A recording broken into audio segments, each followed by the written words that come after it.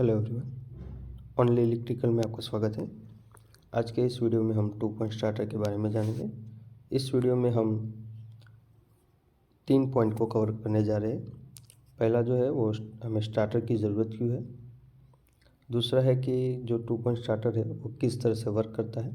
और तीसरा ये है कि हमें जो 2 पॉइंट स्टार्टर है उसको हम डीसी सीरीज़ मोटर के साथ किस तरह से कनेक्ट करते हैं। ये 3 पॉइंट हम इस वीडियो के ज़रिए जानने की कोशिश करेंगे।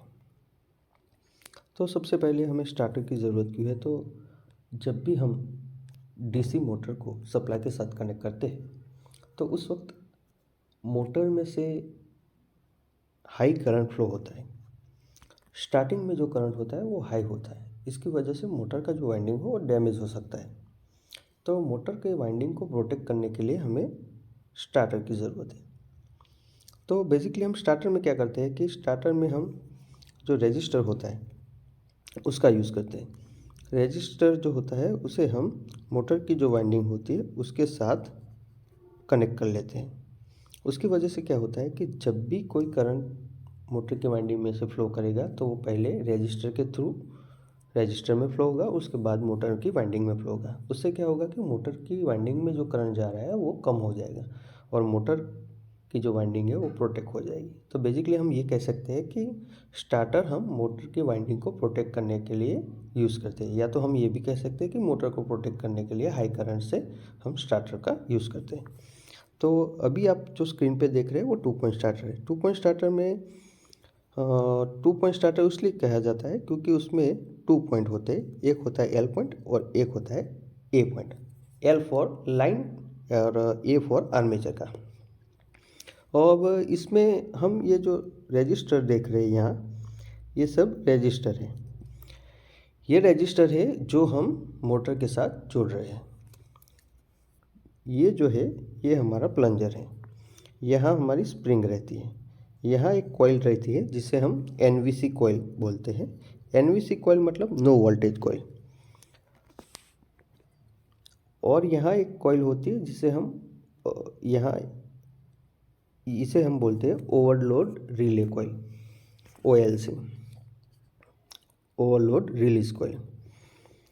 तो यहाँ एक मेटालिक स्ट्रिप रहती है। अब ये हमारा जो स्टार्टर है उसमें हमने जो बात की कि रेजिस्टेंस है, इसमें जो रजिस्टर है यहाँ से लेके यहाँ तक अगर आप रजिस्टर करें तो फुल रजिस्टर सर्किट में ऐड होगा। मान लो कि हमारा ये जो प्लंजर है वो इस पोजीशन पे जब आएगा तो हमारी जो ये मोटर का जो ये आर्मेचर का टर्मिनल है उसके साथ ये पूरा रजिस्टर ऐड होके आएगा। मान लो कि हमारा जो ये प्लंजर है ये इस पोजीशन पे है तो हमारी जो मोटर है उसके साथ सिर्फ ये दोनों रजिस्टर कनेक्ट हो गए। अब मान लो कि हमारा प्लंजर यहाँ है तो हमारी मोटर के साथ कोई रजिस्टर ऐड नहीं होगा। मतलब कि स्टार्टिंग में यहाँ होगा तो फुल रजिस्टेंस सर्किट में ऐड होगा। जब यहाँ आ जाएगा प्लंजर तो मोटर के साथ कोई रजिस्टर ऐड नहीं होगा। मतलब स्टार्टिंग में हम रजिस्टर ऐड करते हैं और जब मोटर रनिंग कंडीशन में आ जाती है तो मोटर के साथ कोई रजिस्टर नहीं होता।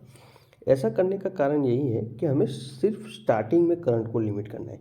जब मोटर फुल स्पीड पे आ जाएगी तो हमें करंट जो है वो मैक्सिमम रखना है। वो इसलिए क्योंकि हमारा जो करंट है वो हमारे टॉर्क के प्रोपोर्शनल है।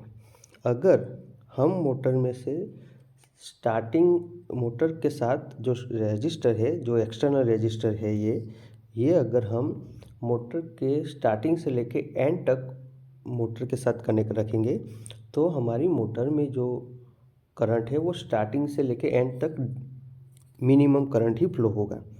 मगर हमें क्या करना है कि मोटर जब फुल स्पीड में आ जाए तो हमारी मोटर में जो करंट फ्लो हो वो फुल करंट फ्लो हो, मतलब रेटेड करंट इसमें से जाना चाहिए। तो हम जो रजिस्टर है वो बारीक बारीकाई से जो हमारा स्टार्टर है उसमें कट करते जाएंगे।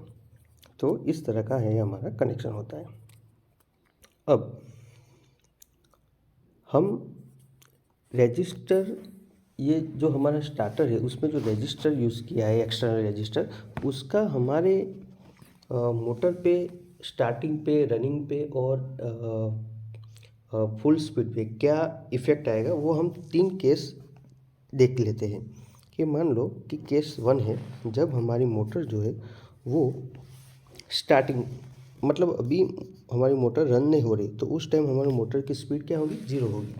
जब मोटर की स्पीड 0 होगी तो क्या होगा कि बैक ईएमएफ जो होगा वो भी 0 होगा। तो मोटर में से फ्लो होने वाला जो आईए करंट है वो क्या होगा? V T minus E B divided by armature का प्लस आर एक्सटर्नल। अभी हमारे मोटर में जो स्टार्टिंग कंडीशन में जो एक्सटर्नल रेजिस्टर होगा वो क्या होगा? फुल रहेगा।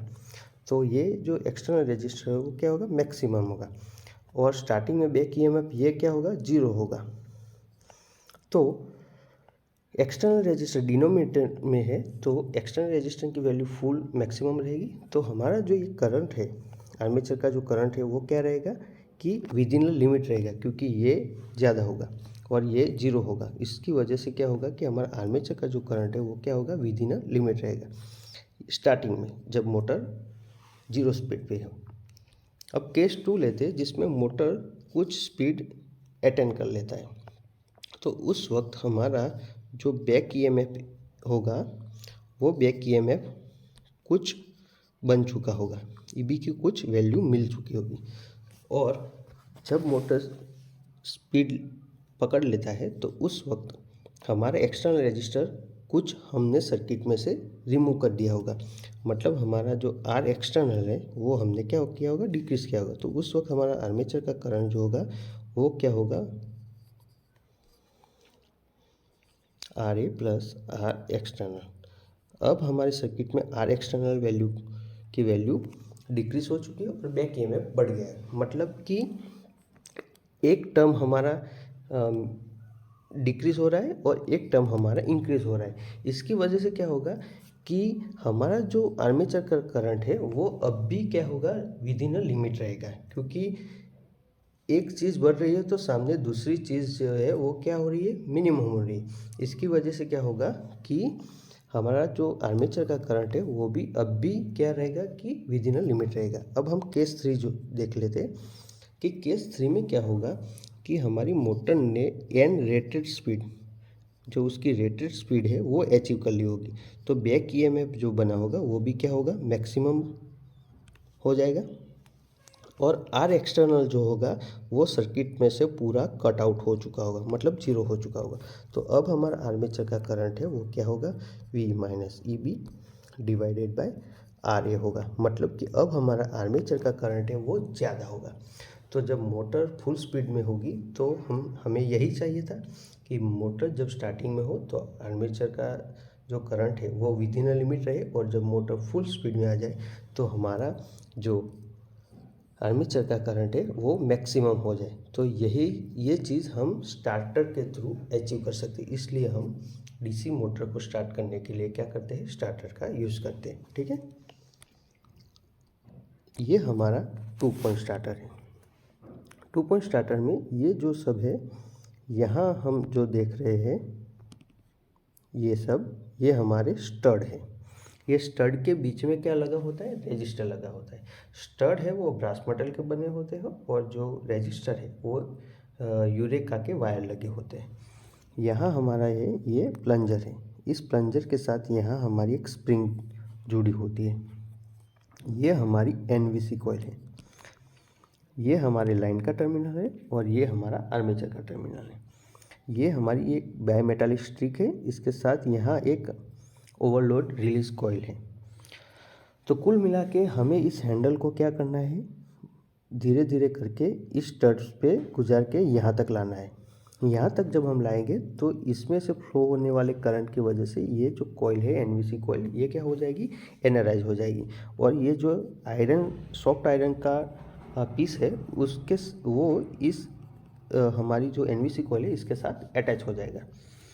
जब भी कुछ ऐसा होगा कि सर्किट में ओवरलोड होगा तो उस टाइम हमारी ये जो कॉइल है उसमें से फ्लो होने वाला करंट ज़्यादा हो जाएगा, और इसमें से ज़्यादा करंट फ्लो होने की वजह से ये जो मेटल की स्ट्रिप है उसको ये अपनी ओर क्या करेगा? अट्रैक्ट करेगा। तो ये जो स्ट्रिप है ये इस स्क्रू के साथ टचिंग में आ जाएगी। इसकी वजह से क्या होगा कि ये शॉर्ट हो जाएगा। शॉर्ट होने की वजह से एनवीसी कॉइल में से फ्लो होने वाला करंट जो है वो क्या हो जाएगा, जीरो हो जाएगा। तो एनवीसी कॉइल में से फ्लो होने वाला करंट जीरो हो जाने की वजह से ये डीमैग्नेटाइज हो जाएगा। जैसे ये डीमैग्नेटाइज होगा, ये प्लंजर जो यहाँ इसके साथ चिपका हुआ था वो अब क्या होगा कि स्प्रिंग के फोर्स की वजह से वापस अपने मूल पोजीशन थी वहाँ चला जाएगा। इस तरह से हमारा 2 पॉइंट स्टार्टर जो है वो वर्क करता है। ठीक है, ये हमारा 2 पॉइंट स्टार्टर। अब यहाँ हम समझने की कोशिश करते हैं कि हमारा जो लाइन डीसी सप्लाई उसका जो पॉजिटिव वायर होगा वो हम यहाँ कनेक्ट करें। वहाँ से हमारा करंट जो है वो हमारी ओवरलोड रिलीज कॉइल में से जाके, स्प्रिंग में से जाके, ये हमारे हैंडल में से जाके, ये सभी रेजिस्टर के थ्रू यहाँ आके ये एनवीसी कॉइल में से जाके ए पॉइंट में जाता है। इस तरह से हमारी मोटर में सप्लाई जाता है। अगर जब तक हमारी मोटर नॉर्मली वर्क कर रही होगी तब तक इसमें से फ्लो होने वाला करंट क्या होगा, करंट जब तक फ्लो करेगा उस वक्त क्या होगा कि ये जो एनवीसी कॉइल है वो एनराइज होगी। इसकी वजह से ये जो प्लंजर हम यहाँ करके यहाँ फुल ऑन पोजीशन पे ला देंगे तो ये हैंडल जो है इसका ये सॉफ्ट आयरन यहाँ चिपक जाएगा। तो हमारा जो करंट है वो यहाँ से होके इस हैंडल में से होके ये हैंडल यहाँ होगा। तो अब यहाँ से होके इस कॉइल में से जाके हमारे आर्मेचर के टर्मिनल को मिलता होगा। मतलब स्टार्टिंग में हमारा जो रेजिस्टर था वो इतना सारा था, पर जब हम इस प्लंजर को लास्ट वाले पॉइंट पे ले आते हैं, यहाँ से इस तरफ मूवमेंट कराते हैं, तो जब प्लंजर यहाँ आ जाता है तो जो करंट फ्लो होता है वो इस तरह से इस कॉइल में से जाके ये होता है। अब ये है कि अगर इस कॉइल में से करंट फ्लो हो रहा है ओवरलोड रिलीज कॉइल में से, तो ये इसको अट्रैक्ट क्यों नहीं करता। तो नॉर्मल करंट फ्लो होने से ये एनराइज नहीं होता। जब heavy current overload release coil में से फ्लो होगा तभी ये मेटल स्ट्रिप को अपनी तरफ अट्रैक्ट करेगा। और जैसे ही ये मेटल स्ट्रिप को ओवरलोड रिलीज कॉइल अपनी तरफ अट्रैक्ट करेगी तो ये 2 पॉइंट है, ये और ये शॉर्ट हो जाएंगे। तो इसमें से फ्लो होने वाला करंट जीरो हो जाएगा और ये जो हैंडल है जो यहाँ लगा हुआ था वो वापस अपने ऑफ पोजीशन पे चला जाएगा। तो हमारे स्प्रिंग का काम क्या है, स्प्रिंग का काम है कि हैंडल को ऑफ पोजीशन पे लाना, और हमारी ये और एनवीसी कॉइल है उसका काम है कि हमारे जो हैंडल है उसको ऑन पोजीशन पे रखना।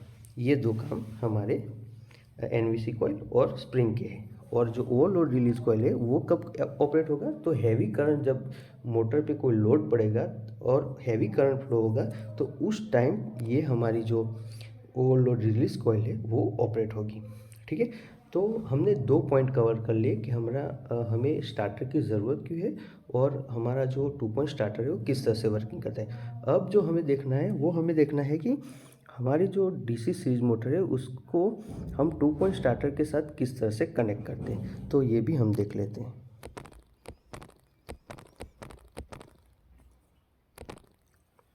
यहाँ हमने एक सीरीज मोटर ली है जिसमें 2 वाइंडिंग है, एक सीरीज फील्ड का वाइंडिंग और एक आर्मेचर का वाइंडिंग। यहाँ हमने एक 2 पॉइंट स्टार्टर बनाया हुआ है और ये हमारा डीसी सप्लाई लिया है। अब हम 2 पॉइंट स्टार्टर को डीसी सप्लाई के साथ किस तरह से कनेक्ट करते हैं ये हम इसमें देखेंगे। तो जो हमारा फेज होगा, मतलब कि हमारा जो पॉजिटिव पॉइंट होगा डीसी सप्लाई का, वहाँ से हमें एक पॉइंट निकालना है, एक वायर निकालना है, यहाँ से कनेक्शन निकालना है और हमारे जो स्टार्टर है उसके लाइन के साथ कनेक्ट करना है। ठीक है, यहाँ हमारी सीरीज मोटर है इसलिए हमने 2 वाइंडिंग को आपस में सीरीज में कनेक्ट करके रखे हुए हैं। ठीक है, अब ये हमारा आर्मेचर का पॉइंट है, उसे हमने किसी एक सीरीज फील्ड के किसी एक टर्मिनल पे कनेक्ट कर देना है और जो बाकी बचा हुआ पॉइंट है उसे हमें न्यूट्रल के साथ कनेक्ट कर देना है। तो इस तरह से नेगेटिव के साथ कनेक्ट कर देना है। तो इस तरह से हमें 2 पॉइंट स्टार्टर का डीसी सीरीज मोटर के साथ कनेक्शन करना है। ठीक है, अब मान लो कि हमें ये पहचानना है कि ये जो 2 पॉइंट है एल और ए, यहाँ तो लिखा हुआ है कि ये एल का पॉइंट है और ये ए का पॉइंट है। मान लो कि हमें नहीं पता कि कौन सा एल का पॉइंट है, लाइन का पॉइंट है, कौन सा ए का पॉइंट है, तो हम किस तरह से चेक करते हैं? तो उसके लिए हमें कंटिन्यूटी टेस्ट करना होगा। जो हमारा लाइन का पॉइंट है ये वाला, उसकी कंटिन्यूटी हमारी इस हैंडल के साथ मिलेगी, और जो हमारा ये ए का पॉइंट है उसकी कंटिन्यूटी हमारे इस स्टड के साथ मिलेगी।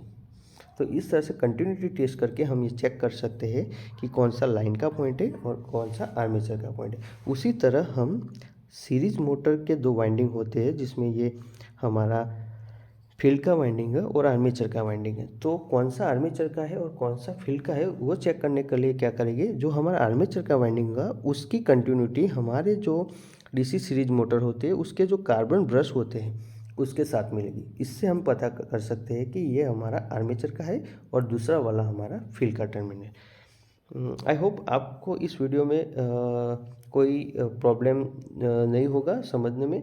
अगर आपको कहीं पे भी कुछ दिक्कत आई है समझने में तो आप मुझे कमेंट सेक्शन में कमेंट करके बता सकते हैं। मैं आपका जो आंसर होगा वो कमेंट सेक्शन में ज़रूर रिप्लाई दूंगा। चैनल को आप लाइक कीजिए, शेयर कीजिए, कमेंट कीजिए और सब्सक्राइब भी कीजिए। Thank you very much.